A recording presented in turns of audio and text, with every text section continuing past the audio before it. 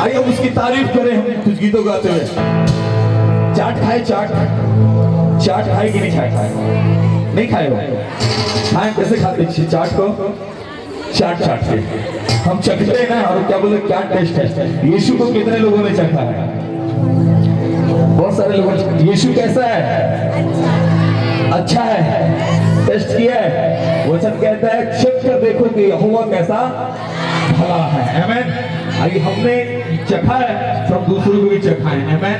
किसी को पता चलता है वहाँ का चाट अच्छा, तो बताते हैं वहाँ का चाट खाना, वो चाट अच्छा है। हम लोग कभी अपने यीशु मसीह के बारे में बताते नहीं कि हमारे यीशु मसीह पर विश्वास करो, हमारा यीशु कितना अच्छा है। हालेलुया।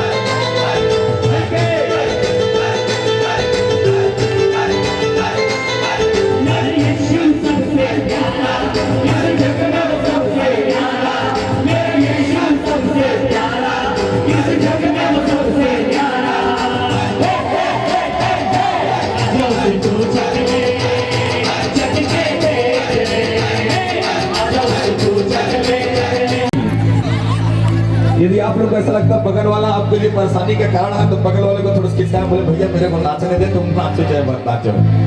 हालेलुया। बगल वाले बोलो मेरे को नाचने दे। मैं बहुत बार सोचता हूँ ये देख तेरे बारे में क्या सोचेगा, ये देख तेरे बारे में क्या सोचेगा, ये देख तेरे बारे में क्या सोचेगा। शैतान का ये फंडा है। आपका बगल वाला कुछ नहीं कर सकता आपके लिए, जो कुछ कर। एक बार आसमान की ओर हाथ उठाए, बोले प्रभु यीशु मसीह मैं आपसे प्यार करता हूँ। प्रभु यीशु मसीह ये जीवन आपका है, ये होठ आपके हैं, इस होठों से मैं गाऊंगा आपके लिए, ये कान आपके हैं, इससे मैं वचन सुनूंगा, ये पैर आपके हैं, मैं इससे नाचूंगा। आमीन। मिल के हम नाचेंगे। आमीन। एक काम कर, थोड़े से सर्कल बना लो, बहन बहन लोग सर्कल, भाई भाई भाई लोग सर्कल, ठीक है? हम सर्कल में नाचते हैं। सर्कल समझे कि गोला बना लीजिए, अब मिलकर अपना अपना आप जोड़ी ढूंढ लीजिए, ठीक है? इधर से भी आ सकते हैं, इधर से भी आ सकते हैं, इधर काफी जगह पे भाई लोग इधर भी आ सकते हैं, ठीक है? मिलके आप तैयार हैं?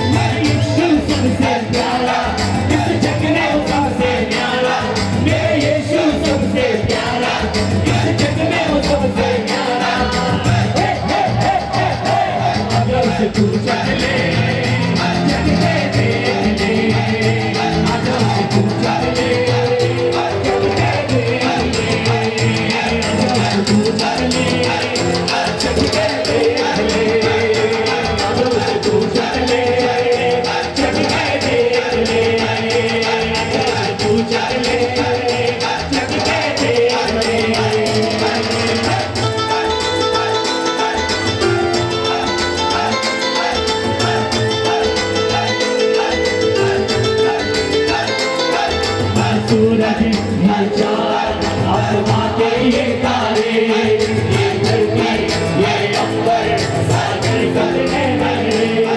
ये सूरज ये चाँद आसमां के ये तारे, ये धरती ये अंबर सागर सजने लगे।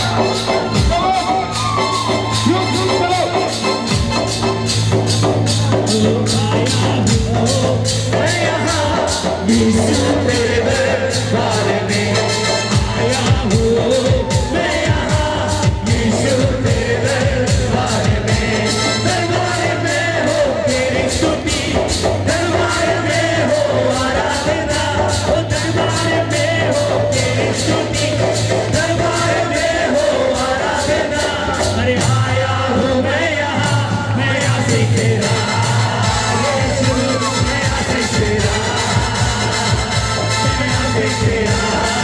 यीशु मैं यहाँ से तेरा आया हूँ मैं यहाँ यीशु तेरे दरबार में आया हूँ मैं यहाँ यीशु तेरे दरबार में ओ दरबार में हो तेरी स्तुति दरबार में हो आराधना ओ दरबार में हो तेरी स्तुति दरबार में हो मैं यहाँ से तेरा यीशु मैं यहाँ से तेरा मैं यहाँ से तेरा यीशु मैं यहाँ से तेरा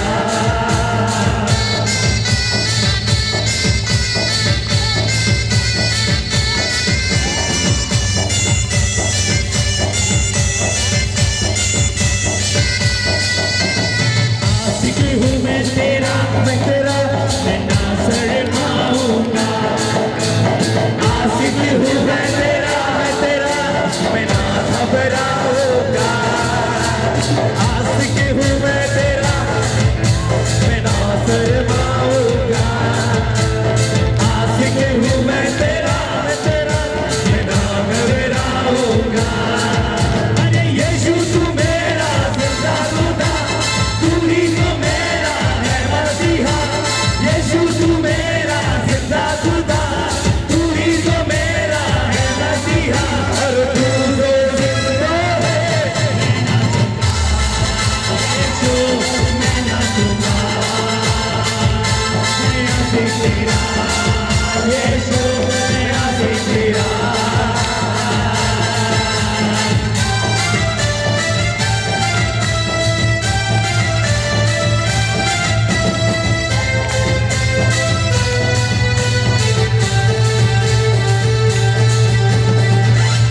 आज तो मैं यीशु तुझे कैसा गाऊंगा आज तो मैं यीशु कुछ ऐसा गाऊंगा आज तो मैं यीशु कुछ ऐसा नाचूंगा आज तो मैं यीशु कुछ ऐसा नाचूंगा ओ साथी का राजा तू बादशाह मौत को तूने हरा दिया अरे साथी का राजा तू बादशाह मौत को तूने हरा दिया और तू जो जिंदा है मैं नाचूंगा यीशु मैं नाचूंगा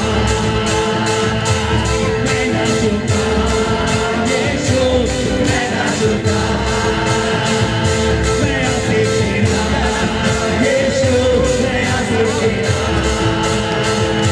मैं आसे तेरा यीशु मैं आसे तेरा पानी पे वो चलता है तूफानों को थमाता है पानी पे वो चलता है तूफानों को थमाता है देता है हर रोग को चंगा को कहता है मेरा शरीर सबसे अलग है मेरा खुदा तू ही कमाल है मेरा शरीर सबसे अलग है खुदा मेरे ही तू ही कमाल है पापों से बचाता शामों से छुड़ाता करता है बड़े बड़े काम यीशु ना one man only यीशु ना one man only यीशु ना one man only यीशु ना one man only यीशु ना one man only यीशु ना one man only यीशु ना one man only यीशु ना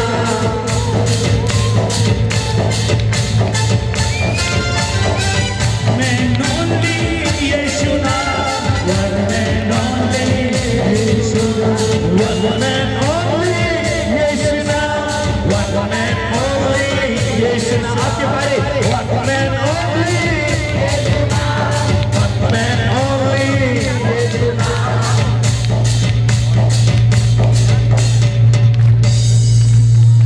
ही नाम है जो शैतान को हराता है। हालेलुया। 50 नाम नहीं है, एक नाम वो है यीशु नाम। जब यीशु मसीह के नाम को हम लेते हैं, पता है क्या होता है? धरती की ताकत हिलने लग जाती है, स्वर्ग अपने हस्तक्षेप को हमारे जीवन के ऊपर में करने लग जाता है। आपको बताऊं, समस्या चाहे कितनी भी बड़ी हो, जब हम प्रभु यीशु मसीह के नाम को लेते हैं ना, तो सब कुछ हमारी समस्याएं हमारे सामने से जाने लग जाती है। आमीन। गोलियत बहुत भारी था, पहाड़ के समान दिखने वाला दानव, छोटा सा दाऊद, उसके पास कुछ नहीं था। सुनो, दाऊद के पास कुछ भी नहीं था। न तो वो युद्ध जानता था, न युद्ध की रणनीति जानता था, न तो वो कभी सेना के अंदर में था, लेकिन वो एक बात जानता था कि जो मेरे साथ है इस बड़े दैत्य से कहीं बढ़कर है। हालेलुया। वो नाम है यहोवा का नाम। और परमेश्वर का वचन कहते हैं न्यू टेस्टमेंट में कि परमेश्वर ने यीशु मसीह के नाम को ऊंचा कर दिया है। आमीन। हालेलुया। और वो नाम हमको मिला है। ऐसे ऐसे गोलियत सामने आते रहेंगे, यीशु मसीह का नाम लेते रहो और आगे बढ़ते रहो। Hallelujah, hallelujah. याद करो उस पराक्रम को, वो परमेश्वर पराक्रमी है, पराक्रम से भरा हुआ है, और यीशु मसीह का नाम भी पराक्रम से भरा हुआ है। आमीन। बोलो, यीशु का नाम पराक्रम से भरा हुआ है। आमीन। ऐसे ऐसे गोलियतों को, बोलो ना, मेरे सामने आने वाले पहाड़ के समान गोलियतों को मैं यीशु मसीह के नाम से हराने जा रहा हूं। और आज इस महीने का ये अंतिम दिन है। हालेलुया। कल से हम जयवंत में चलने वाले हैं। एक नए महीने की शुरुआत आशीषों में जाने वाले हैं, संपन्नता के अंदर में जाने वाले हैं, जय के अंदर में जाने वाले हैं। ऐसे ऐसे गोलियत जो हमारे सामने खड़े हैं, वो यीशु मसीह के नाम से गिरने वाले हैं। हालेलुया। मैं कहता हूँ, दाऊद ने पत्थर को गोफन से घुमा घुमा के मारा। हमारे पास ऐसा पत्थर है जो जीवित पत्थर है। क्या है पता? वो परमेश्वर का वचन है। हालेलुया। दाऊद ने घुमा घुमा के गोलियत को मारा। मैं आप सभी से कहता हूँ, आप परमेश्वर के वचन को बोलने लग जाए और दुष्ट आत्माएं हारने लग जाएगी। वो तो हारा ही हुआ है, लेकिन मेरे प्रिय, उसको उससे भी जवंत से हमको बढ़ के जाना है। हमें एक गीत, फिर उसके बाद आराधना में जाएंगे। कितने लोग और थोड़ा सा नाच सकते हैं? वार्म अप कर लेते हैं। ओके, अभी पसीना नहीं आया आप सभी लोग तैयार हैं? आप लोग रुमाल किसके पास है? रुमाल सबके पास है। रुमाल चुन्नी सब हिला कर दिखाएंगे। यदि आपके पास मोबाइल का टार्च है, मोबाइल का टार्च जलाएं। मोबाइल का टार्च पास्टर साहब, सभी लोग, हमारा परमेश्वर रोशनी का परमेश्वर है, रोशनी का परमेश्वर, ज्योति का परमेश्वर। वाह! सारे लोग अपने मोबाइल उठाएं यीशु के लिए। सब लोग वाह! कुछ लोग मोबाइल नहीं निकाल रहे, लग रहा है कि चोरी कर लेंगे। सब लोग निकाले, सब लोग टार्च जलाएं। आप लोग भी सब लोग चलो ऊपर उठाते हुए। वेरी गुड, बहुत सुंदर। भैया माइक बना दीजिए ना प्लीज। कुछ लोग बैठे हुए, सब लोग देख लेंगे पुलिस को जो आएगा।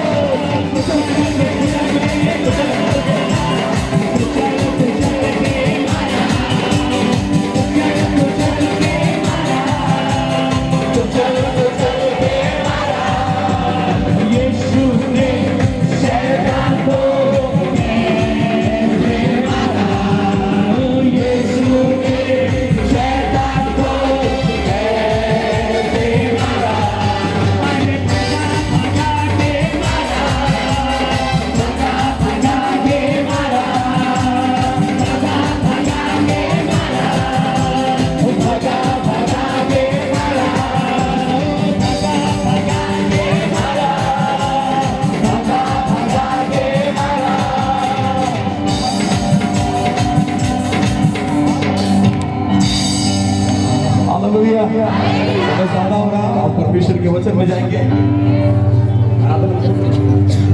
सारे लोग अपने आप सब खड़े रहेंगे, पर खड़े रहेंगे, सब खड़े रहेंगे, खड़े रहेंगे।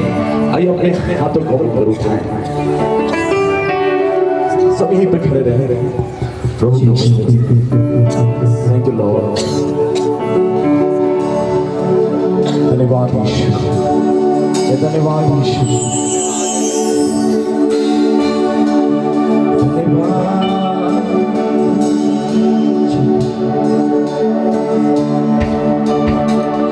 धन्यवाद यीशुआ,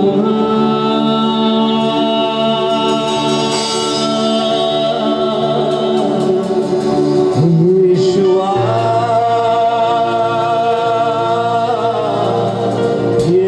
यीशुआ, मेरे मन में समा जा। यीशुआ मेरे मन में समा जा। यीशुआ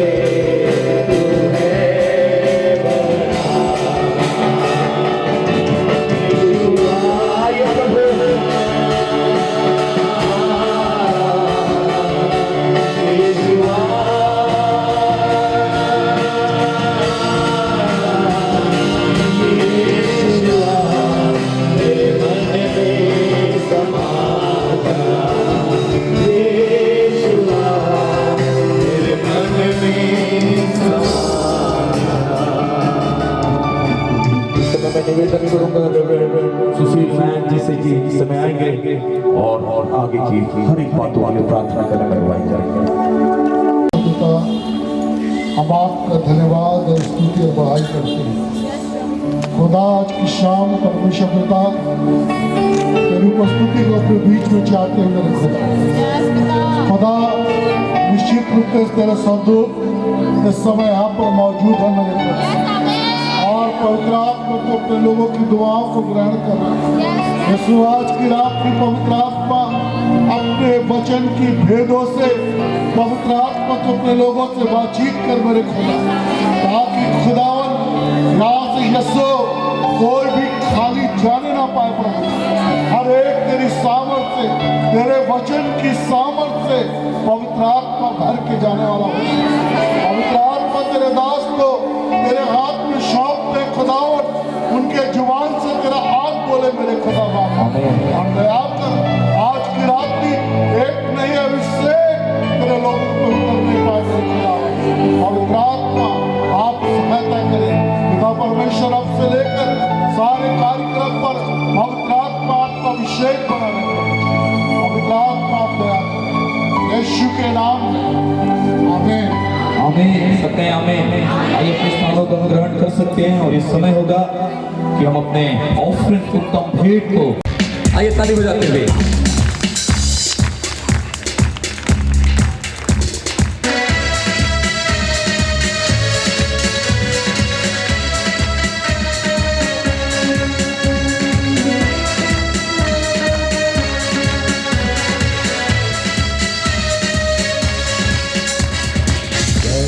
यहोवा राजा है सामर्थ से बड़ा, अनादि परमेश्वर वो ना टलेगा। यहोवा राजा है सामर्थ से बड़ा, अनादि परमेश्वर वो ना टलेगा। युगों से युगों तक टिकी है राजा, महिमा के सिंहासन पर बैठा बादशाह। वो है महान सर्वशक्तिमान, उसकी हुकूमत और उसका ही प्रताप सदा। राजा युगों से युगों तक टिकी है राजा, महिमा के सिंहासन पर बैठा बादशाह। वो है महान सर्वशक्तिमान, उसकी हुकूमत और उसका ही प्रताप सदा।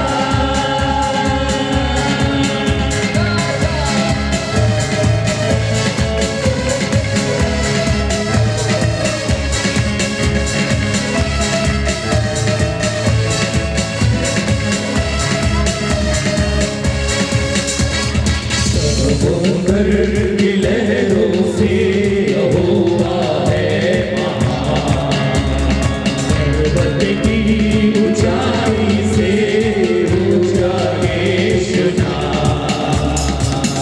समुद्र की लहरों से यहोवा है महान, पर्वत की ऊंचाई से ऊंचा यहोवा। युगों से युगों तक टिकी है राजा, महिमा के सिंहासन पर बैठा बादशाह। वो है महान सर्वशक्तिमान, उसकी हुकूमत और उसका ही प्रताप सदा। युगों से युगों तक टिकी है राजा, महिमा के सिंहासन पर बैठा बादशाह। वो है महान सर्वशक्तिमान, उसकी हुकूमत और उसका ही प्रताप सदा।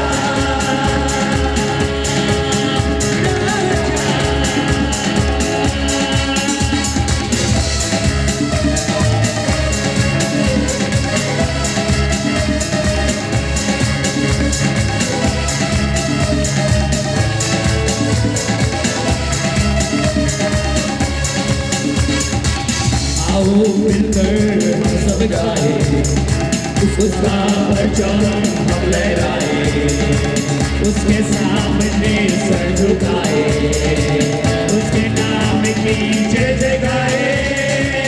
आओ मिलकर हम सब गाए, उसका परचम हम लहराए, उसके सामने सर झुकाए, उसके नाम की जय जय गाए। युगों से युगों तक टिकी है राजा, महिमा के सिंहासन पर बैठा बादशाह। वो है महान सर्वशक्तिमान, उसकी हुकूमत और उसका ही प्रताप सदा।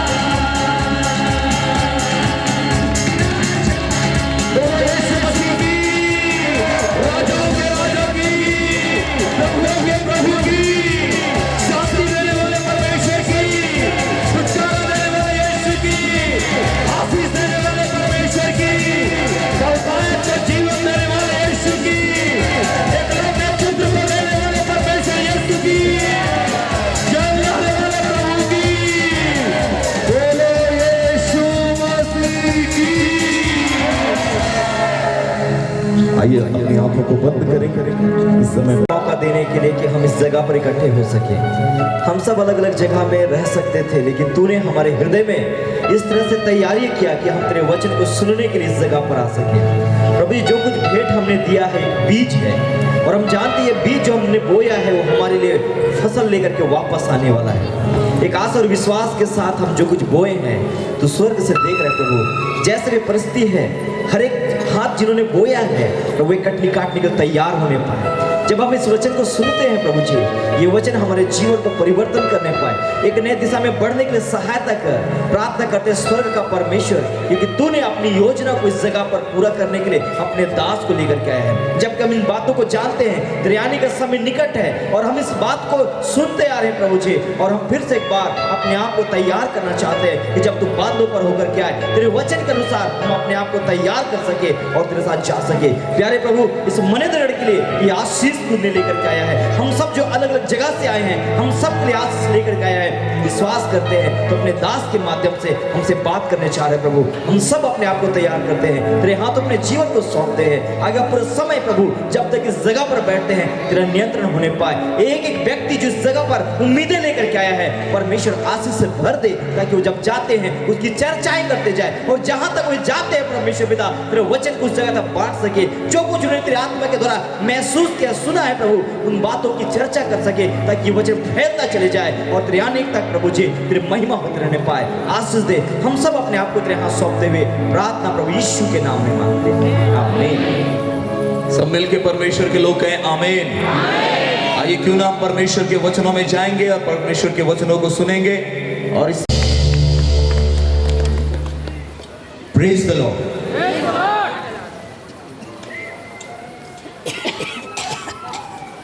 इनको फोन किया, मैसेज किया कि मैं आने के लिए तैयार हूं, और इन्होंने कोई दूसरा प्रचारक बुला लिया था, लेकिन इन्होंने उसको मना कर दिया। और उसके बाद मैं यहां पर आ पाया, लेकिन ऐसे नहीं आ पाया।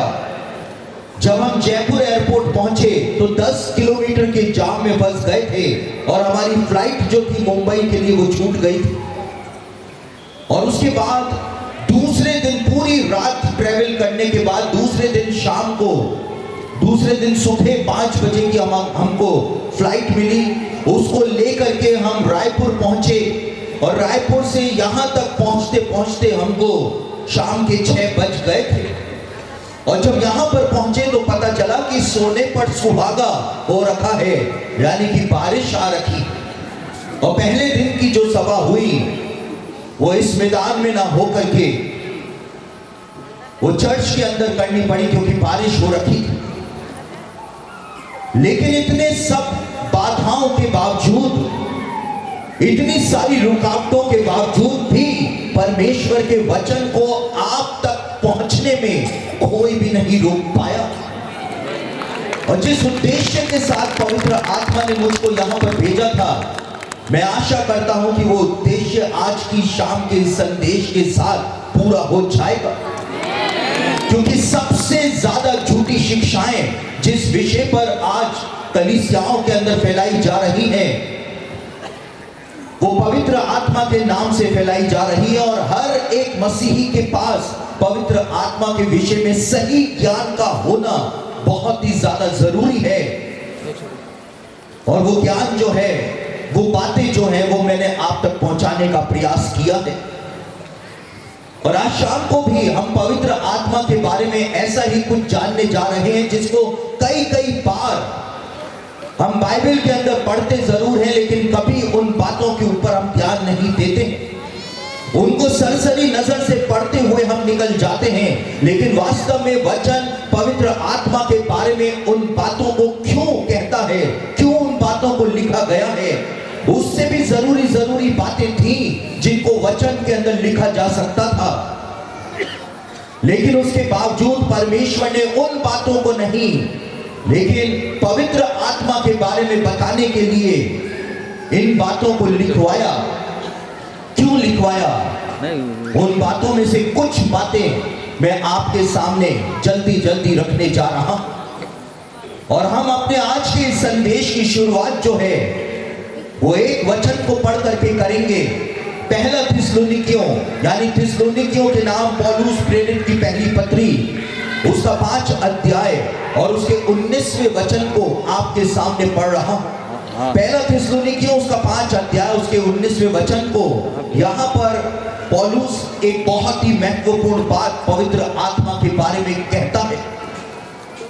यहाँ पे लिखा है, पौलुस कहता है, आत्मा को ना बुझाओ। और पवित्र आत्मा के बारे में पौलुस ने यहाँ पे कुछ चंद शब्दों के अंदर एक बात लिखी। देशवासियों को पौलुस ने एक चेतावनी जारी करी पवित्र आत्मा के विषय में। और पौलुस ने इस बात को कहा कि पवित्र आत्मा को ना बुझाओ।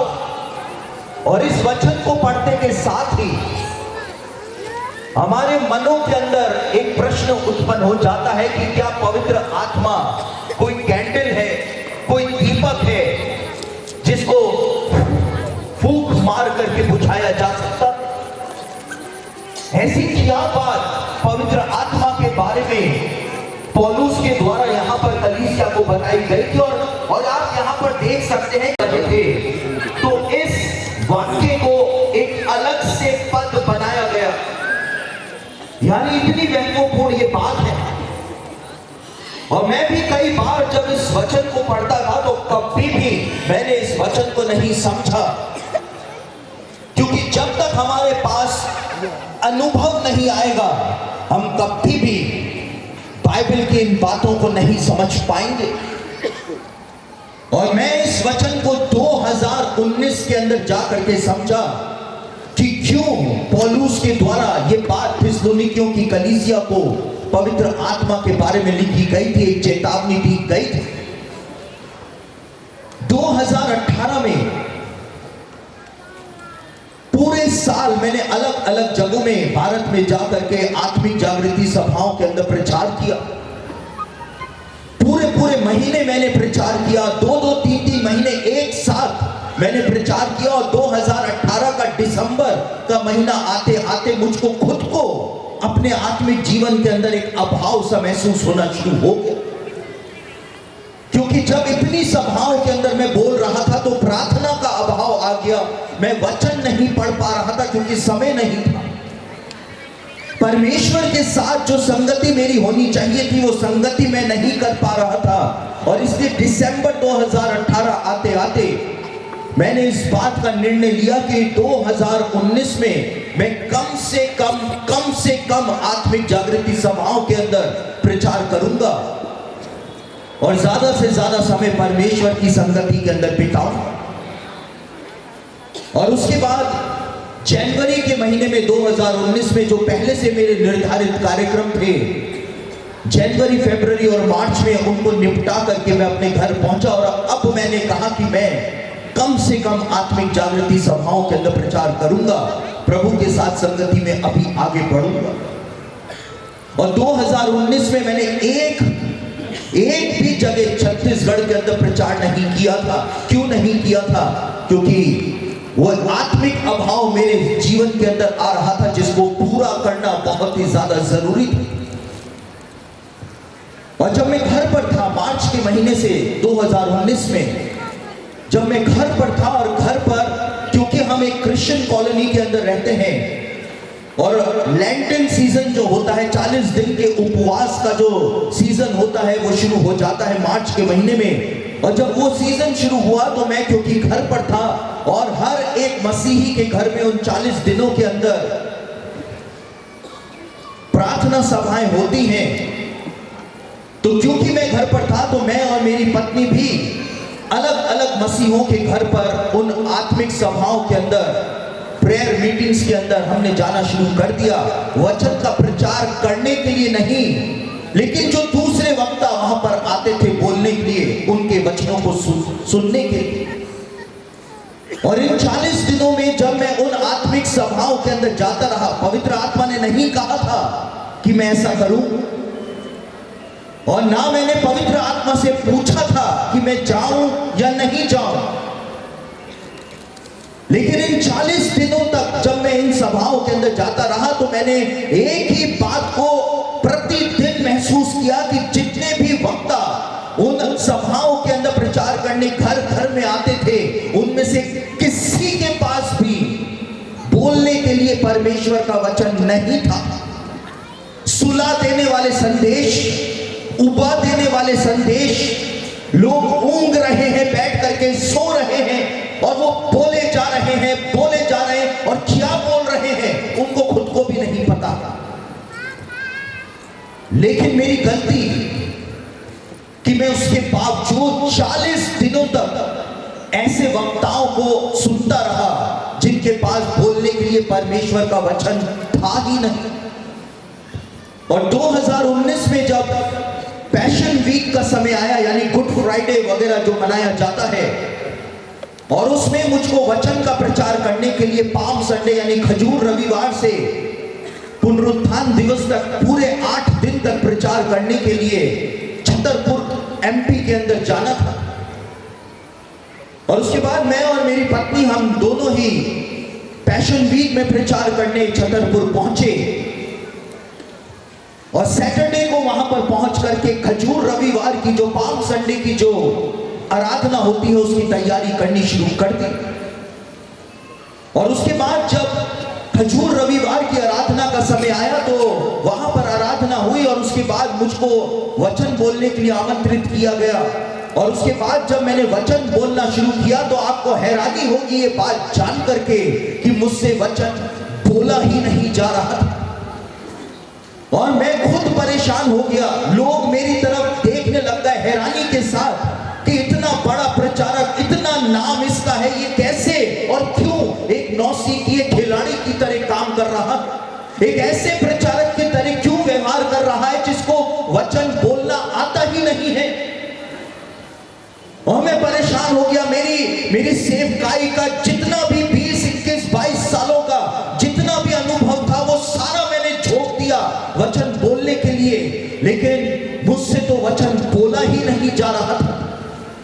और मैं परेशान हो गया, और मैंने मन ही मन वचन बोलते बोलते प्रार्थना करी कि प्रभु ये क्या हो रहा है, मेरी सहायता करिए।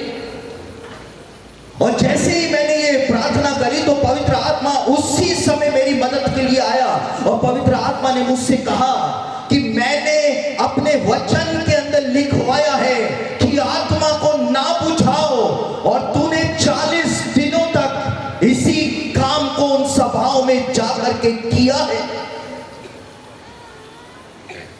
और पवित्र आत्मा ने, मैं लोगों को वचन बोल रहा हूं, पवित्र आत्मा मुझको फटकार लगा रहा है। मेरे प्रियो, मेरे स्तर का जो प्रचारक है वो कभी भी इस बात को नहीं बोलेगा कि मुझको पवित्र आत्मा ने फटकार लगाई, कभी नहीं बताएगा। लेकिन मैं आपको सच्चाई बयान कर रहा हूं, और पवित्र आत्मा ने फटकार लगाई। मैं लोगों को वचन बोल रहा हूं, कुछ क्या बोल रहा हूं कुछ नहीं पता। और पवित्र आत्मा ने मुझसे कहा कि तूने 40 दिनों तक ऐसे लोगों को सुना जिनके पास बोलने के लिए वचन ही नहीं है, तो जो तूने किया उसी का परिणाम तू भुगत रहा है। और पाम संडे की वो सभा जो थी, वो सर्विस जो थी, वो मेरी सेवकाई के अंदर सबसे बड़ी त्रासदी थी, ट्रेजेडी थी, क्योंकि मुझसे तो वचन का प्रचार हो ही नहीं रहा था। और जैसे तैसे करके मैंने प्रचार किया। उसके बाद जब मेरा समय खत्म हो गया, मैंने अपना संदेश खत्म किया, उसके बाद मैं किसी से भी नहीं मिला, और मैं सीधा उतरा, और उसके बाद मैं सीधा होटल चला गया, अपने कमरे में गया, किसी से हाथ नहीं मिलाया, अपनी पत्नी से भी बात नहीं करी, उसको भी छोड़ गया। मैं सीधा अपने कमरे में गया, और वहां पे जाकर के मैंने प्रार्थना करी कि प्रभु मुझे माफ कर दो, जिंदगी में दोबारा ऐसी गलती नहीं करूंगा। लेकिन आपको जान करके हैरानी होगी कि पूरे सप्ताह मैं वचन बोलने के अंदर संघर्ष करता था, और मैं इस वचन के ऊपर पूरे सप्ताह मनन करता रहा, जो पवित्र आत्मा ने कहा कि मैंने अपने वचन में लिखवाया है कि आत्मा को ना बुझाओ, और तूने वही काम कर दिया। और उसके बाद जब पुनरुत्थान दिवस आया, और मैंने पुनरुत्थान दिवस पे भी प्रचार किया, जैसे तैसे प्रचार किया। और उसके बाद जब मैं घर पहुंचा तब जाकर के, क्योंकि मुझको कुछ दिनों के बाद महाराष्ट्र जाकर के वहां पे परमेश्वर का वचन एक आत्मिक जागृति सभा में प्रचार करना था, और मुझको डर लग रहा था कि कहीं वहां पर भी जाकर के मैं वैसा ही संघर्ष न करने लग जाऊं। और उसके बाद मैं घर जब पहुंचा तो मैंने असली आत्मिक संगति जो थी वो परमेश्वर के साथ करनी शुरू करी। उपवास, प्रार्थना और वचन का अध्ययन करना शुरू किया।